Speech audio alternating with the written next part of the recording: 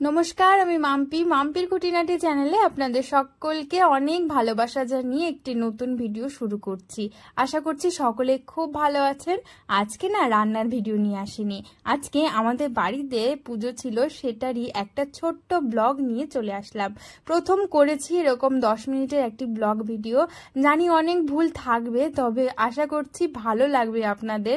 শেষ পর্যন্ত দেখে জানাবেন, কোথাও ভুল থাকলে সেটা আমাকে বলবেন, আমি পরের বার থেকে করলে ঠিক করে করার চেষ্টা করব। পুজোর আগের দিন রাত থেকে ছিল কাজের প্রচুর তোড়জোড়। এখানে ছোট মাও দেখতে পাচ্ছেন কতটা ব্যস্ত। পুজোর দিন ভোর 4:30টার সময় উঠেছিলাম ফুল তোলার জন্য। ফুলগুলো ঠিক করে ফোটেও নি, আর মা এদিকে বেলপাতা, কলা পাতা এসব নিয়ে এসেছিল।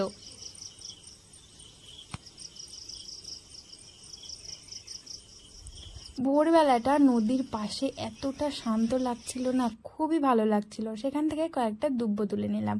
আমাকে দেখতে পাচ্ছেন, ঘুমে চোখগুলো একদম ফুলে ফুলে আছে। 6টার সময় ছাদে এসে দেখছি সূর্যি মামার ভীষণ তেজ। সকাল 6টা মনে হচ্ছে দুপুর 12টা বেজে গেছে, আর প্রচণ্ড গরম ছিল। পুজোটা ছিল উল্টো রথের দিন, আর আমি ঢিলেমি করে আজকে ভিডিওটা শেয়ার করছি। চলুন আমাদের নতুন ঘরটা আপনাদেরকে একটু ঘুরিয়ে দেখায়। ঘরটা এখনো কমপ্লিট হয়নি, কাজ চলছিল পুজোর দিনও। তো একটা জানালা থেকে এরকম আমাদের বাড়ির পাশে সুন্দর নদী বয়ে যাচ্ছে, আর আরেকটা জানালা থেকে সুন্দর মাঠ, আর আকাশটা কতটা সুন্দর। তারপর স্নান করে ছাদে চলে এসেছিলাম, কয়েকটা ফুল ছিল সেই ফুলগুলোকে তুলে নিলাম। ভোরে যখন ফুলগুলো তুলেছিলাম, মানে জবা ফুলগুলো, তখন কিন্তু ঠিক করে ফুটেনি। আর এখন দেখুন কত সুন্দর ফুলগুলো ফুটে গেছে, আর কালারটা কতটা সুন্দর, আর আমার এক ঝুড়ি ফুল হয়ে গেছে। ফুলগুলো নিয়ে নিচে চলে আসলাম। মা আগের দিন পুজোর সব বাসন বের করে রেখেছিল, তো স্নান করে পুজো করার আগে ভাবলাম এগুলোকে একটু ধুয়ে তারপর একটু উপর করে রাখি। এগুলো উপর করে রেখে তারপর ঘরের যে আমার নিত্যদিনের পুজোটা হয় সেটার জন্য এখানে সব কিছু আমি সাজিয়ে নিয়েছিলাম। তারপর পুজোটা করার আগে ভাবলাম যে ঘরের যে নারায়ণ পুজোটা হবে আর দোকানে যে গণেশ পুজোটা হবে, তার জন্য আমি সব কিছু একদম গুছিয়ে নিয়ে তারপর পুজো করতে বসি। ফুল, ধান, দুব্বো, তুলসী পাতা যা যা লাগে সবকিছু একটার মধ্যে সুন্দর করে সাজিয়ে নিচ্ছিলাম। আর এইদিকে সিঁদুরটা গুলে নিচ্ছিলাম, কারণ সিঁদুর তো লাগবে। আর আমের পল্লবটা তোলায় ছিল, ভাবলাম যে সিঁদুরের হাত দিয়েছি, তখন পাতাগুলোর মধ্যে ফোঁটাটা দিয়েই দিই। হয়ে গেছে আমার গোছানো। তারপর ঘরের পুজো দেওয়ার জন্য বসে পড়লাম। আমি চেষ্টা করি করার সবটা গুছিয়ে, জানি না পারি কিনা। আর আমি পুজোর এত নিয়ম কানুনও জানি না। আমার মন যেমন ভাবে চায় আমি ঠিক তেমন ভাবেই করি। এটাই আমার ঠাকুর ঘর। তো আমার পুজোটা এখন দেয়া হয়েও গেছে, আর সবকিছু গোছানো হয়ে গেছে। আর আমার বাড়ির পাশে আছে মা কালীর মন্দির। ভাবলাম যে বাড়িতে পুজো, তো ঘরে পুজোটা দিলাম, মন্দিরে একটু জল মিষ্টি দিয়ে আসি। সেই জন্য ফুল আর ধূপকাঠি নিয়ে জল মিষ্টি নিয়ে চলে আসলাম মন্দিরে পুজোটা দিয়ে এরপর রান্নাঘরে চলে আসলাম দেখতে কি কি রান্না হয়েছে। দেখছি চাটনি হচ্ছে, পাঁপড় ভাজা হয়ে গেছে, আর হবে খিচুড়ি, লাবড়া। তো সেইগুলোর আয়োজন সব রেডি। খিচুড়ির জলটাও গ্যাসে বসে গেছে গরম হওয়ার জন্য। তত সময় আমার ছোট মা ঘুম থেকে উঠে গেছে, ওকে ব্রাশ করিয়ে দিয়ে তারপর একটু সুজি খাইয়ে দিলাম। ঠিক আছে, তুমি তো গুড গার্ল। আজকে তোমার বাড়ি কি আছে? পুজো হবে, ওই জন্য গুগু ঘুমু থেকে উঠে স্নান করে নিয়েছে। মাম্মা, আমি তোমার কে হই? বাহন না সোনা পিপি? কোনটা সোনা পিপি? তোমার সোনা পিপির নাম কি জানো? হ্যাঁ, পুজোর জন্য ঘুম থেকে উঠে খাইয়ে নিয়ে স্নান করিয়ে দিয়েছিলাম। সেম সেম সেম হয়েছে? হয়নি সেম সেম। তুমি আমার কোলে কেমন করে আসো? ও বাবা। তাহলে এখন সবাই বুঝতে পেরেছেন আমরা কে। আমি ও সোনা পিপি, আর ও হচ্ছে আমার ছোট্ট সোনামা। খাইয়ে স্নান করিয়ে এসে দেখছি এইদিকে রান্না প্রায় সবই কমপ্লিট, শুধু খিচুড়িটা বাকি। লাবড়াটা হচ্ছিল, তত সময় প্রায় হয়ে এসেছিল। মাও দেখছি সব কিছুই গুছিয়ে নিয়েছে, ফল বানিয়ে রেডি। আর এইখানে শুধু আনারসটাই বাকি ছিল বানানো, তো সেটা হয়ে গেলে সব কিছু হয়ে যাবে। এখানে তো আমি তখন সব কিছু গুছিয়ে রেখেছিলাম, ফুল ফুল, তুলসী পাতা, ধান, দুব্বো মানে যা যা লাগে পুজোর জন্য সেইগুলো এখানে গুছিয়ে রাখা ছিল। ঠাকুরমশাই বলেছিলেন যে সকাল 9টার মধ্যে চলে আসবে, কারণ সকালে অন্যান্য আরো 2টো বাড়িতে পুজো ছিল। তো সেই মতো আমরা সবকিছু 9টার আগেই গুছিয়ে নিয়েছিলাম। তবে ঠাকুরমশাই 9টায় আসেনি, তার অনেক পরে এসেছিল। মা এখানে ঠাকুরও বসিয়ে দিয়েছিল, ঘট বসিয়ে। এটা আমাদের দোকানের গণেশ ঠাকুর।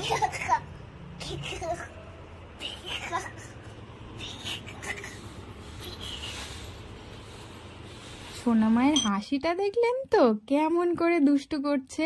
এইদিকে আকাশটা দেখুন কত সুন্দর লাগছে, মনে হচ্ছে না যেন পুজো চলে এসেছে। নীল আকাশ আর সাদা সাদা মেঘ, এইগুলো দেখতে দেখতেই দেখলাম ঠাকুর মশাইও চলে এসেছেন। এসে বসে পড়েছেন প্রসাদটা মাখার জন্য। এটাই নাকি নারায়ণ পুজোর আসল প্রসাদ। প্রথমে কলাগুলোকে ভালোভাবে চটকে নিয়ে তারপর এর মধ্যে চিনি, ময়দা, কাঁচা দুধ, ঘি, মধু দিয়ে এই প্রসাদটাকে বানানো হয়। আমাদের এখানে এটাকে বলা হয় ঝোলা প্রসাদ। আপনারা কি বলেন সেটা আমাকে অবশ্যই জানাবেন। পুজোর জন্য যে প্রসাদটা বানানো হলো সেটা কাঁচা দুধ দিয়ে, পরে আর বাকি দুধটা গরম করে তারপর এই প্রসাদটা বানানো হবে।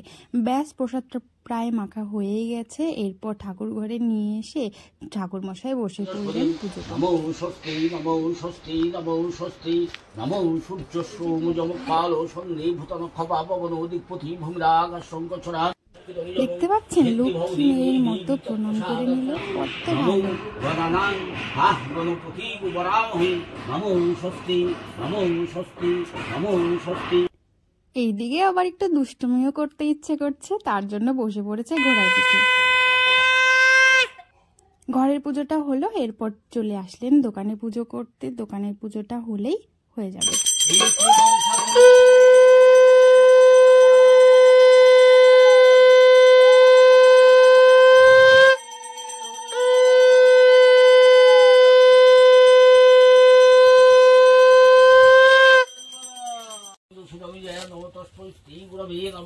গুরু ব্রহ্ম গুরু বিষ্ণায় গোবিন্দায় নমো নমঃ। শ্রী শ্রী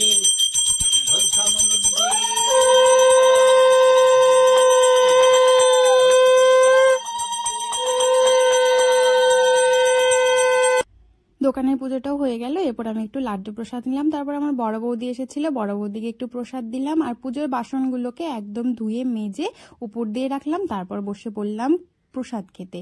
ভীষণ খিদে পেয়েছিল, আর খিচুড়ি আছে, আমার খিদেটা তো একটু বেশিই পাবে তাই না। এখানে ছিল খিচুড়ি, লাবড়া, পাঁপড় ভাজা আর ছিল আমসত্ত্বর চাটনি, যেটা খেতে ভীষণ ভালো ছিল। তারপর যে বাকি দুধটা ছিল মা বলল যে একটু গরম বসিয়ে দিয়েছি, তুই একটু দেখ। সেটা দেখতে গিয়ে আমি ঘেমে নিয়ে একাকার অবস্থা, এত গরম ছিল। তারপর ফ্রিজ থেকে ঠান্ডা ঠান্ডা এই মাজাটা বের করে মাথাটা একটু ঠান্ডা করে নিলাম। তারপরে একটু বসে জল ভরে নিলাম। এখানে ছোট মার দুপুরের খাওয়ার টাইম হয়ে গেছে, ওকেও সেদিন খিচুড়ি খাইয়ে দিয়েছিলাম। খাওয়ার মুখের সামনে গেলে মুখটা একবার এই দিক আর ওই দিক হয়, এরকম ভাবেই চলে। মাও এইদিকে সেই দুধটা দিয়ে আরো একটুখানি প্রসাদ বানিয়ে নিয়েছিল। তারপর ভাবলাম উপরে ঘরটা দেখে আসি। আমি যাচ্ছি মানে তো এনাকে যেতেই হবে, চললো আমার পেছন পেছন। সেদিনও কাজ চলছিল বললাম আগে, তো কাজটা প্রায় হয়ে এসেছিল। সেই মা কি করলেন, যুদ্ধ শুরু করলেন। দুপুরবেলা আমার দাদু ওকে একটু ঘুম পাড়ানোর চেষ্টা করছিল, কিন্তু ওনার চোখে তো ঘুম নেই, কারণ ওনার প্রচুর চিন্তা। বাড়িতে পুজো, সকলে প্রসাদ নিতে আসবে, ওনার কি আর ঘুম হয়?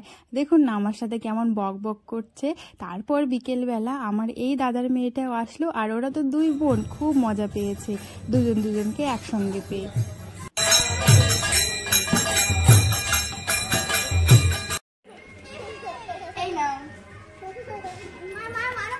বিকেলবেলা দেখলাম একটা বাড়িতে অষ্টপ্রহর ছিল, তো সেখান থেকে জল তুলতে এসেছিল। তারপর একটু বাজারের মধ্যে ব্যাডমিন্টন খেলে এখন নিয়ে চলো ওকে রাস্তায় ঘুরতে।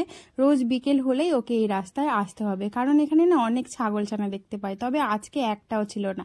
আমারও বেশ ভালো লাগে, কারণ একটু জল আছে আর ঠান্ডা হাওয়া দেয়। গরমে তো আমার চোখ মুখের অবস্থা এইরকম হয়ে গেছে। সন্ধ্যা দেওয়ার আগে গাটা ধুয়ে নিয়েছিলাম, তারপর একদম ফ্রেশ লাগছিল।